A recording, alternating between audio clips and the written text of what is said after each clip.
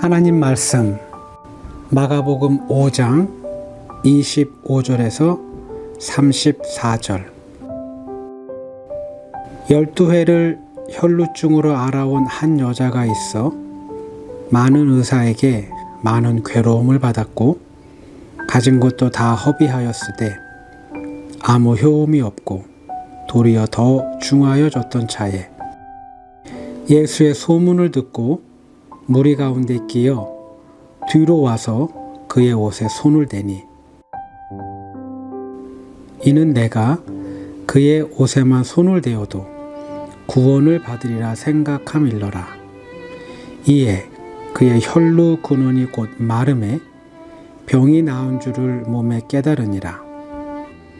예수께서 그 능력이 자기에게서 나간 줄을 곧 스스로 아시고 무리 가운데서 돌이켜 말씀하시되 누가 내 옷에 손을 대었느냐 하시니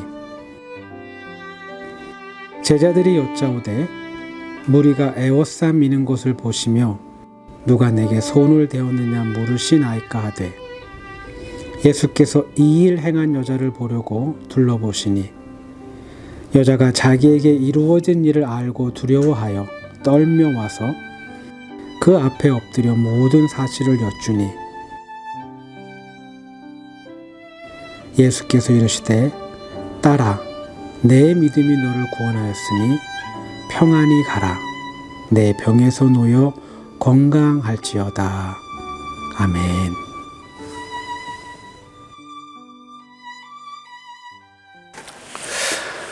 많은 크리스찬들이요 구약 성경에 나오는 하나님을 좀 불편해합니다. 불편해해요. 그 이유는 그분의 모습이 예상외로 잔인하기 때문입니다. 많이 잔인하게 보입니다. 사랑과 용서의 하나님이라기보다는 독재자 그리고 혹은 폭군의 모습과 매우 비슷합니다. 사실 이런 생각은 저희들만의 생각은 아닙니다. 이런 생각을 오래전의 크리스찬들도 이미 오래전부터 했습니다. 아주 오래전 중세시대를 살았던 사람들도 이런 비슷한 생각을 했습니다. 주후 예수님이 오시고 나서 90년대를 살았던 사람 가운데 마르시온이라는 크리스찬이 있습니다. 마르시온. 이 사람은요 사제도 그리고 목사님도 아닙니다. 그냥 평범한 평신도입니다. 근데 이분이 성경을 굉장히 많이 읽었던 것 같아요. 그리고 이분은 다음과 같이 말합니다. 구약의 하나님은 신약의 하나님과 동일한 신이 아니다 라고까지 말을 했습니다. 한 기관에서 만 19세 이상의 크리스찬들을 대상으로 설문조사를 실시한 적이 있습니다. 700명의 사람들이 응답을 했습니다. 700명. 이분들이 뽑은 가장 안 읽는 성경은 바로 모세오경입니다. 모세오경. 그 이유를요, 지루하고 해석하기도 어렵고 자신들의 삶에 적용하기 어렵다고 대답을 했습니다. 모세오경 중에서요, 솔직히 창세기와 출애굽기를 빼면 레위기와 민수기, 많이 지루합니다. 많이 지루합니다. 그리고 마지막 남은 신명기, 조금 애매합니다. 조금 애매해요. 어릴 적에 저희 가정에서 가족 예배를 드릴 때 저희 아버님이 특히 좋아하셨던 말씀이 신명기 28장이었습니다. 아시죠? 성읍에서도 복을 받고 들에서도 복을 받고 나가도 복을 받고 들어와도 복을 받는다는 말씀 참 좋아하셨습니다. 근데요 신명기 28장 16절 이후는 절대 보지 않으셨습니다. 왜요? 잘못하면 나가도 저주를 받고 들어와도 저주를 받고 어디 가나 저주를 받는다는 말씀이 기록되어 있었기 때문입니다. 신명기서에는 여러분과 제가 저희들의 삶에 도저히 적용할 수 없는 말씀이 기록되어 있습니다. 그리고 아주 오랜 기간 사람들의 입에서 기독교의 신은 잔인하다고 말할 수밖에 없는 그 본문이 나옵니다. 신명기 20장 10절에서 18절 하나님이 모세에게 전한 말씀을 모세가 이제 이스라엘 백성에게 전합니다. 당신들이 어떤 성읍에 가까이 가서 공격할 때에는 먼저 그 성읍의 평화를 청하십시오. 만일 그 성읍 백성이 평화 제의를 받아들이고 당신들에게 성문을 열거든 그 성 안에 있는 백성을 당신들의 노비로 삼고 당신들을 섬기게 하십시오. 그들이 당신들의 평화 제의를 거부하고 싸우러 나오거든 당신들은 그 성읍을 포위하고 공격하십시오. 주 당신들의 하나님이 그 성읍을 당신들의 손에 넘겨주셨으니 거기에 있는 남자는 모두 칼로 쳐서 죽이십시오. 여자들과 아이들과 가축과 그 밖에 성 안에 있는 모든 것은 전리품으로 가져도 됩니다. 당신들이 당신들의 대적에게서 빼앗은 것은 주 당신들의 하나님이 당신들에게 주신 것이니 당신들이 마음대로 먹고 쓸 수가 있습니다. 당신들의 주변 민족들의 성읍에 딸리지 아니한 당신들로부터 먼 거리에 있는 성읍들에도 이렇게 하여야 합니다.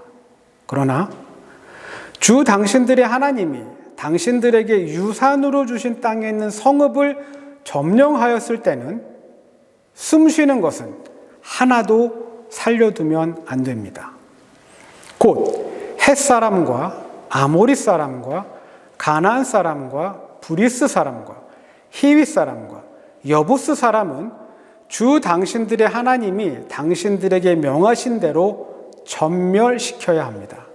그렇지 않으면 그들의 신을 섬기는 온갖 역겨운 일을 당신들에게 가르쳐서 당신들이 주 당신들의 하나님께 죄를 짓게 할 것입니다. 신명기서의 의미는 신명기라는 말의 의미는 반복된 명령이라는 뜻입니다. 반복된 명령. 하나님의 이 무서운 말씀이요 신명기서에는 계속 반복이 됩니다. 반드시 하라는 겁니다. 하나님께서 전멸시켜라 말씀하십니다. 전멸시켜라. 전멸 군사용어입니다. 여러분과 제가 일상적으로 쓰는 말이 아닙니다. 그 의미는 모두 파괴해서 사라지게 해라 라는 의미입니다. 하나님의 자비가 느껴지지 않는 말씀입니다. 그러나 여러분 아무리 잔인한 말씀이라 하더라도 이는 하나님의 말씀입니다. 그리고 그분이 이렇게 말씀하신 데에는 분명한 이유가 있을 겁니다. 여러분 우리 이 말씀을 대충 보면 안 됩니다. 이 말씀을 대충 보면 안 돼요. 성경에서 헷갈리는 말씀이 있으면 대충 보지 마십시오. 만약 이 말씀을 대충 본다면 우리는 항상 우리를 먼저 생각하시는 그 하나님의 모습을 볼 수가 없습니다. 신명기 이 본문의 말씀을 읽다 보면 하나님의 명령이 갈라지는 장면이 등장합니다. 그분의 명령이 갈라져요. 한 개의 명령이 내려오다가 어느 순간 두 개의 명령으로 나눠집니다. 하나님의 명령에 미묘한 변화가 있습니다. 만약 어느 성읍에 가까이 가서 공격을 해야 할 때 그냥 무턱대고 공격을 퍼부으면 안 됩니다. 먼저 평화를 요청해야 합니다. 평화가 성사가 되면 전쟁할 수 없습니다. 전쟁할 수 없어요. 주종 관계를 맺어야 합니다. 그러나 평화가 체결되지 않는다면 전쟁이 시작됩니다. 그리고 그 성읍 안에 있는 남자들만 다 죽여야 합니다. 여성과 아이 그리고 가축은 죽일 수 없습니다. 바로 이 명령이 10절에서 15절까지의 말씀입니다. 16절부터 말씀의 분위기가 달라집니다. 내용이 험악해집니다. 16절의 말씀은 다음과 같이 시작합니다. 하나님이 당신들에게 유산으로 주신 땅, 만약 이스라엘 백성들이요 하나님이 유산으로 주신 땅으로 들어간다면 그곳에 있는 어느 성읍을 방문하든 평화 체결은 없습니다. 전멸시켜야 합니다. 결국 이스라엘 백성들이 가나안 땅을 정복할 때요, 그들의 전쟁 프로토콜은 지역에 따라 다릅니다. 달라요. 지도를 보겠습니다. 가운데에 있는 빨간 선이요, 요단강을 표시하고 있습니다. 요단강은 사해에서부터 시작을 해서 저 끝, 갈릴리 호수 그 너머까지 진행을 합니다. 하나님이 이스라엘 백성들에게 주신, 유산으로 주신 땅은 요단강을 기준으로 서쪽 지역입니다. 서쪽. 이 지역을 하나님이 이스라엘 백성에게 유산으로 주셨습니다. 근데요, 오래전에 모세가 이스라엘 백성들을 다스리고 있을 때 루벤 지파, 므낫셋 반 지파, 므낫셋 반이라는 말이 고유명사가 아니라 므낫셋 지파의 하프가 요단강 동쪽에 살고 싶어 했습니다. 므낫셋 반 지파, 그리고 갓 지파가 요단강 동쪽에 머물고 싶다는 의사를 이미 모세에게 전달한 바가 있습니다.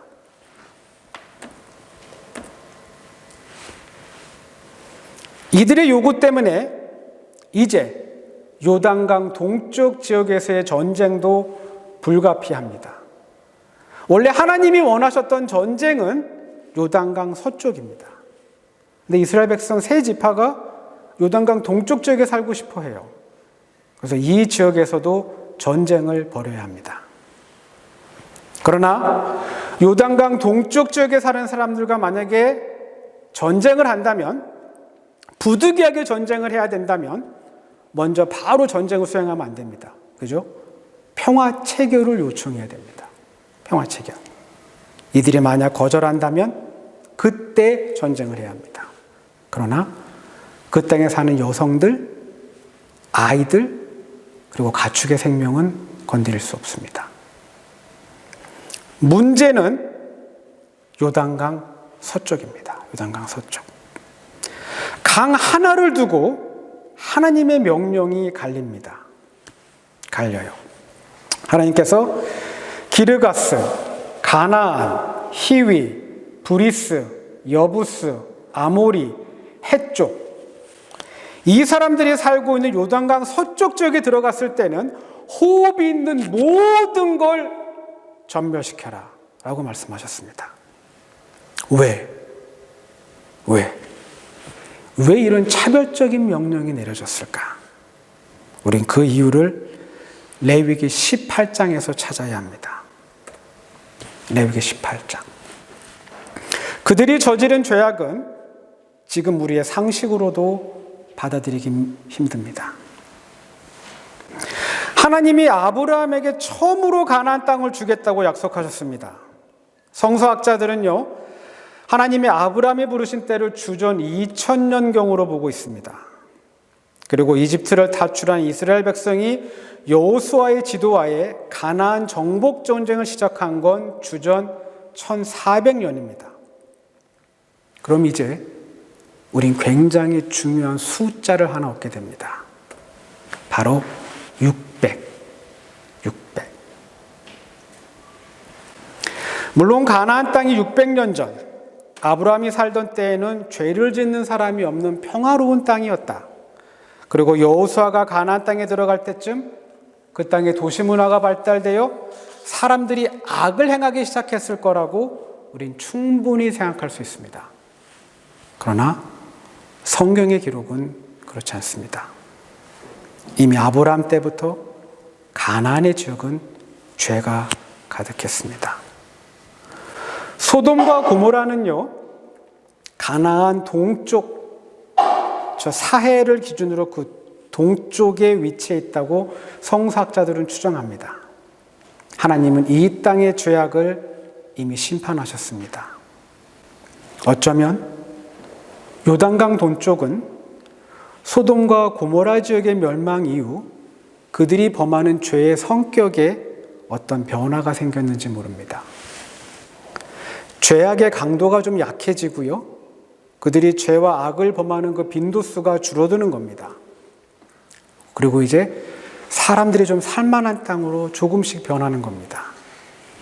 정의도 있고 공의도 있고 사람들 간에 뭔가 돌봄도 있는, 하나님의 심판을 오래전에 받은 적이 있는 요단강 동쪽 사람들은 여호수아가 가나안 땅에 들어갈 때 그들은 먼저 평화 체결을 제안받습니다. 그러나 요단강 서쪽은 다릅니다. 서쪽은 달라요. 아브라함 때부터 저지른 그들의 죄와 악은 그 어떤 멈춤도 없이 인간의 욕심에는 그 끝이 없듯이 그 땅에 그들의 죄악이 가득했을 겁니다. 이제 소돔과 고모라 땅에 내려진 그 하나님의 진노에 해당하는 무서운 심판이 그 땅에 임박할 겁니다. 여러분, 우린 기억해야 합니다. 하나님은 가나안에 사는 사람들이 바르게 살기를 기다렸습니다. 600년 동안의 기다림. 600년.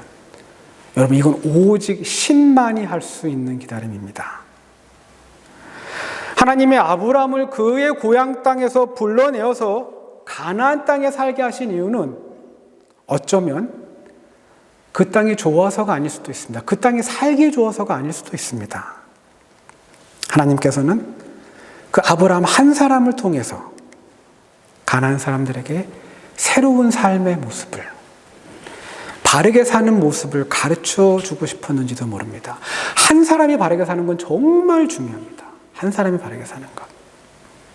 그러나 가나안 땅에 사는 사람들, 그들은 600년이 되도록 그들의 죄악에서 돌이키지 않습니다. 호세아서에서는요, 하나님께서 북왕국 이스라엘을 심판하시기 직전 그분의 마음이 기록되어 있습니다. 하나님께서는 인간이 저지른 죄와 악을 어떻게 다루시는지, 그리고 악을 행하고도 심각한 죄를 짓고도 아무런 처벌이 없을 경우 인간들은 과연 어떻게 행동하는지, 그 하나님과 인간의 차이가 기록되어 있습니다. 내가 그들의 죄악을 모두 기억하고 있다는 것을 그들이 전혀 마음에 두지도 않는다. 이제 그들이 저지른 모든 잘못이 그들을 애워싸고 바로 내 눈앞에 있으니 내가 안 볼 수가 없다. 하나님의 600년 동안의 기다림을 가나안 땅에 사는 사람들은 무시합니다. 모든 걸 기억하고 계시지만 그럼에도 불구하고 오래 참으시는 그 하나님의 성품을 가나안 땅의 사람들은 무시합니다. 마침내 그들의 죄가 너무 명백해서 볼 수밖에 없는, 그들의 악으로 인해 신음하며 고통받는 피조물들의 소리가 너무 커서 들을 수밖에 없는 지경에까지 이릅니다. 여러분, 하나님의 심판은 공정합니다. 차별은 없습니다. 인간들 가운데 그 누구도 그분의 심판을 잔인하다고 말할 수는 없습니다. 지금도 참고 계신 그분의 기다림 때문에 여러분과 제가 여전히 호흡을 하며 살고 있는지도 모릅니다. 구약의 하나님, 그리고 신약의 하나님, 조금도 다르지 않습니다. 동일합니다. 우리 하나님은 우리가 돌아오기를, 우리가 참 바르게 살기를 기다리는 분입니다. 그 오랜 기다림만큼 그분의 성품이 좀 무뎌 보이고 우리의 삶에, 우리의 아픔에 전혀 관심이 없는 것처럼 보일 수도 있습니다. 그러나 그렇지 않습니다. 우리 하나님은요, 굉장히 섬세한 분입니다. 오늘 여러분과 제가 읽은 마가복음을 읽다 보면 많은 무리가 예수 그리스도를 애워싸인 것으로 보입니다. 애워싼 것으로 보입니다. 한국에서 직장 생활을 해본 분이라면 아마 이 상황이 익숙할 수 있습니다. 저는 한국에 살 때 부천에 살았는데요. 부천 근처에 살았는데 지하철을 타고 신도림역에서 2호선으로 갈아타고 갔어야 했습니다. 1호선을 타고 신도림역에 내려서 2호선을 타려고 할 때요, 저의 의지는 별로 중요하지 않습니다. 제 의지는 별로 중요하지 않아요. 그저 함께 쏟아져 나오는 군중들과 함께 그 속에 제 몸을 맡기면 됩니다. 그냥 사람들이 무리가 미는 대로, 무리가 가는 대로 그냥 걷기만 하면 됩니다. 거기서 내가 뭘 하겠다고 버티면 곤란합니다. 다칩니다. 이런 상황에서 누가 내 몸에 손을 대었는지, 누가 내 팔을 건드리고, 누가 내 등을 치고, 누가 내 어깨와 등을 밀쳤는지 가려내는 건 불가능합니다. 지금 예수님도 매우 비슷한 상황에 놓여인 것 같습니다. 제자들의 말처럼 누가 예수 그리스도를 만졌는지 그 사람을 찾는 건 의미가 없습니다. 의미 없어요. 그러나 예수님은 정확히 아셨습니다. 누가 내 몸에 손을 댔다는 것. 많은 무리가 그분을 중심으로 겹겹이 쌓여 있지만 어깨를 툭 치고 등을 밀치며 몸을 건드리는 수많은 군중들이 있었지만 하나님의 아들 예수 그리스도, 그분은 정확히 아셨습니다. 누가 내 몸에 손을 대었다는 것. 우린 여기서 중요한 질문 하나 해야 됩니다. 중요한 질문. 어떻게 아셨을까? 어떻게? 예수님은 누가 자신의 몸에 손을 대는지 그분은 어떻게 아셨을까? 여러분, 그 대답은 굉장히 단순합니다. 28절이 그 대답을 가르쳐 줍니다. 이는 내가 그의 옷에만 손을 대어도 병이 나으리라고 생각하였던 것이다. 여러분, 이 아픈 여인에게는 분명한 하나의 생각이 있었습니다. 사실 이건 생각이라기보다는 강한 확신입니다. 확신. 내가 예수님의 옷에, 그분의 옷자락 어디에 손을 대기만 해도 내 병이 나을 수 있다는, 여러분, 이건 믿음입니다. 믿음. 이 아픈 여인에게 있던 이 믿음이 예수님의 반응을 만들어냅니다. 예수님의 반응. 여러분, 이 기적은 예수님이 어떤 분인지, 여러분과 제가 믿고 있는 그 창조주 하나님이 어떤 분인지, 우리의 삶의 주인이 어떤 분인지를 분명히 알려주는 굉장히 소중한 사건입니다. 수많은 인파들로 인해 밀고 당기며 부딪히는 그 어수선하고 혼란스러운 상황 속에서도 주님은 한 여인이 자신을 간절히 찾고 있다는, 온 마음을 다해 나를 믿고 있다는 것을 그분은 확실하게 하셨습니다.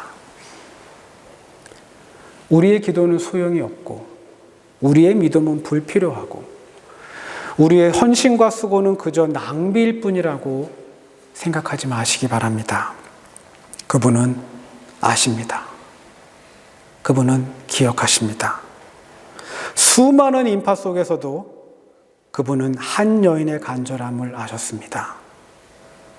우리의 죄는 한없이 오래 참으시지만 우리의 죄에 대해서는 아무런 반응도 보이지 않으시지만 우리의 소원, 우리의 필요, 그리고 우리의 요구에 대해서는 그분은 분명 응답하실 겁니다. 주님을 찾는 이 간절함이 그분을 통해서만 내 아픔과 내 슬픔이 해결될 수 있다는 그 간절함이 여러분과 저의 삶 속에 가득하기를 소망합니다. 기도합니다.